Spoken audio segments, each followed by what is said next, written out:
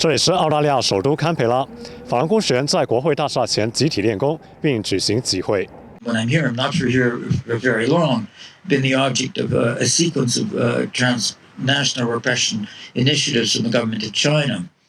本次集会聚焦中共的跨国镇压，多位法轮功学员讲述了他们和家人在中国所遭受的非法迫害，更曝光了中共在澳洲跨国镇压的真实案例。曾获诺贝尔和平奖提名的加拿大国际人权律师大卫·麦塔斯透露，尽管他每次在澳洲停留的时间不长，依然遭到了来自中共的一系列跨国镇压，包括多个活动场地被无故取消，以及在澳洲举行的一场研讨会上收到了来自中共警察的死亡威胁。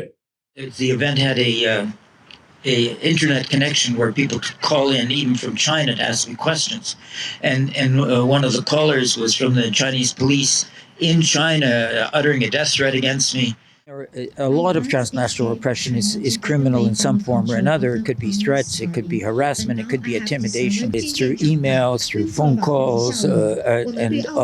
through social media. There's a lot of disinformation. They also leverage the relationships with the home country. They'll threaten the relatives back in the home country over which they have total control. I think this is a very developing field, and that's why I think really in Australia and other places there needs to be much more of a focus on it, which I think an inquiry would help to do. 法轮功学员董女士介绍，在9月份的堪培拉花节活动上，一名中国留学生模样的年轻人对在场练功及发资料的多位法轮功学员进行谩骂挑衅，现场还有多位同伙负责录像。他们说的话很流利，比我还流利，就像是读书看唱本都没那么流利。我就觉得天哪，他们太流利了，就是培训过的。董女士在媒体上曝光了这起事件后，她在国内的亲人再次受到来自中共警察的威胁。他们去我丈夫的哥哥的儿子